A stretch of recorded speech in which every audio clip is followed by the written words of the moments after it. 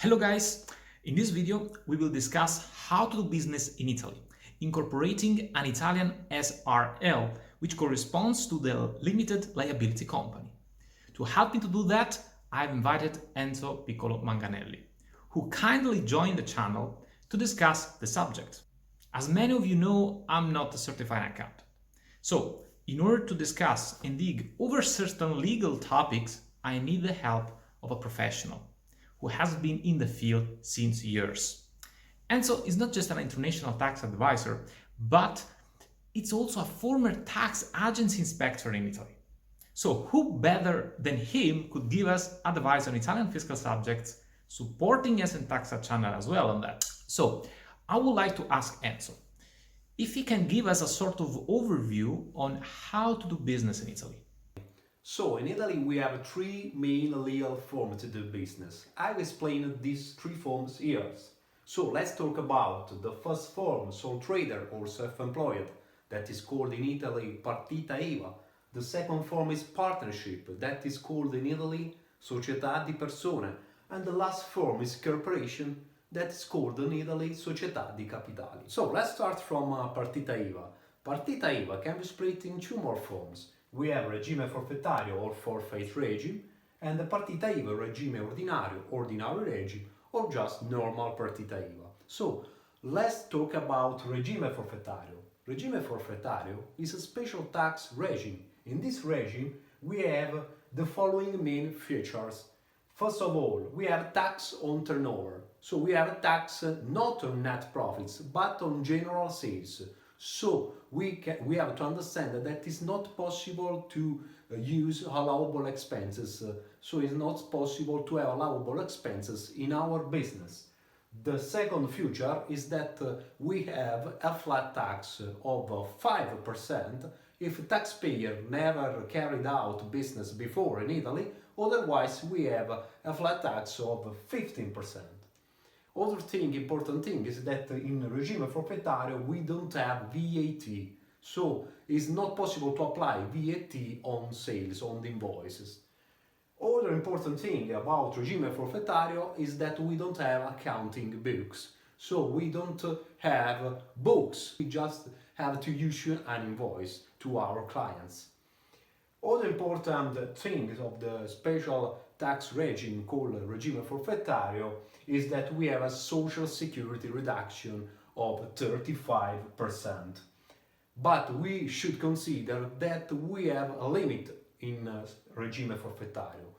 Indeed, we can't exceed the threshold of turnover of 65,000 euro yearly. If we exceed this turnover, starting from the day 1st of January of the next year, we have to change our legal form in partita IVA in regime ordinario. So let's see which are the main features of partita IVA in regime ordinario. First of all, we don't have tax on turnover, but we have tax on profits. Tax on profits. So we can have allowable expenses. Second thing, important thing is that we don't have flat tax, no flat tax. But we have to apply the income tax brackets in Italy. We have a tax rate of 23%, 27, 38, 41 and 43% based on income range, on income brackets. Also, we should consider that we have to apply VAT and the ordinary rate is 22%. Also, we should consider that we have accounting books, so we don't have simplified regime on accounting and bookkeeping. And we don't have social security reduction, no reduction. But we don't have threshold limit of the turnover, no threshold of turnover, so we can exceed 65,000 euro yearly of turnover. So let's talk now about a partnership. What is a partnership? A partnership is a pass-through company. This means that it's not taxed the company, but are taxed the members in relation to their share in the company. So it's important to understand that if we have a partnership, the partnership doesn't pay tax. The taxes are paid, the income tax are paid by the members. It's important to understand that to form a partnership, we need at least 2 members. Indeed, the tax that the members paid on their income are the same of Partita IVA. So I explained this here. The income tax brackets vary from 23% until 43%. So it's important to understand that is not applicable tax on partnership, are taxed the members of the partnership. So we call this company a pass-through company that is transparent for tax purposes. We have 3 kinds of partnership, 3 main kinds of partnership in Italy. We have società semplice, società in nome collettivo, società in accomandita semplice. It's important to know that società semplice is a special partnership that can be used just for real estate activity or holding company activity. The last category of company that we have in Italy, legal forms that we have in Italy, is corporation, società di capitali. The most common società di capitali is S.R.L. The S.R.L, differently than partnership, pay tax. The tax applicable on S.R.L are corporate tax. There are 2 forms of corporate tax. IRES, that is a tax rate of 24%, and IRAP, that has a tax rate of 3.9%. The world tax rate on SRL is 26.9%. In this channel, we have talked a lot about the forfait regime or regime forfettario, since it looks to be more convenient for a lot of business. But are there cases where the ordinary regime is maybe more favorable? Yeah, of course, the partita IVA in ordinary regime is more favorable than forfettario, especially when we have a lot of allowable expenses. So it's more convenient the ordinary regime, especially when we have small, low profits compared to turnover. This is applicable especially when we do e-commerce. So when we sell online physical products. In terms of revenue or turnover, when will be convenient to open an Italian S.R.L? To answer your question, it's important to know how many shareholders we have in the company. Anyway, if we look at the income tax brackets in Italy that is applicable to members of partnership and to sole trader, to partita IVA, we can see that the second tax bracket from 15,000 euro yearly to 28,000 euro yearly is applicable at 27 tax rate. So if we compare this tax rate with the world tax rate of S.R.L, the tax rate of S.R.L is 27.9%. So I can say that it is more convenient to change legal form into S.R.L when we have a tax profit of about 30,000 yearly. What if I relocate my business in Italy? Do I have to close my company to open an Italian S.R.L?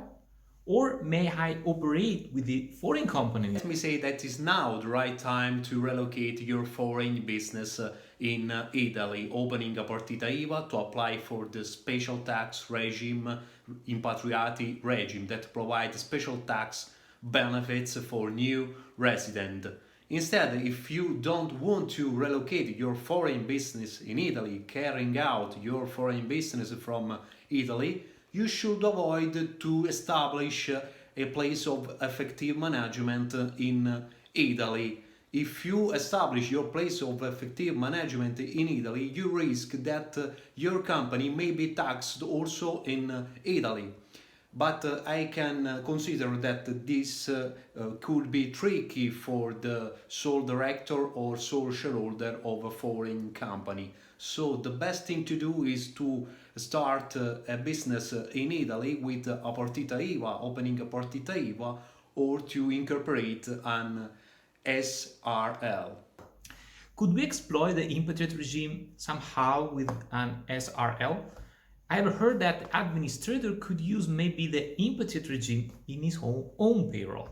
Is that true? Andrea, you should consider that declaring to the Italian tax authorities that your place of work is in Italy, you should pay the income tax on the income tax brackets that we see there, and also a social security, national insurance, the INPS. So, in this case, the most convenient way to pay less tax is to open an S.R.L and apply to for Impatriate Regime to have a special reduction of the tax base on your salary.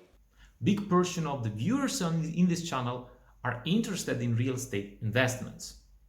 And so, how do you suggest to own a property, whether not fiscal resident in Italy? Especially if somebody wants to use the formula buy to let. I mean, would it be better to purchase as an individual, or better using an entity, a foreign entity, or even better to open an Italian entity? You can do this in two alternative forms. You can do this business like an individual, or you can do this business opening a S.R.L. So, if you start this kind of activity like an individual, you can apply for a special flat tax regime called cedolare secca. With cedolare secca, you have a flat tax of 21% of a tax rate on your rent income. So it's very convenient this way. Or if you want to open a business in Italy, but at the same time you can consider allowable expenses like negative interest that you pay for the mortgage, or you can consider as allowable expense the price of the real estate. So you can deduct the 3% yearly as depreciation of the cost of the real estate. And you can do this also with a S.R.L. I think that indeed is more convenient to do this like an individual, because like S.R.L you should pay a tax rate of 27.9%. I think we covered quite a lot of topic for today's video. Thank you very much, Enzo, for your contribution. If you would like to contact Enzo, you will find his details in the description below the video. He also has a YouTube channel, and if you understand some Italian, you can watch his video and subscribe to his channel. Thanks again, and don't forget also to subscribe here on ESENtaxa, click the button below. Thank you again.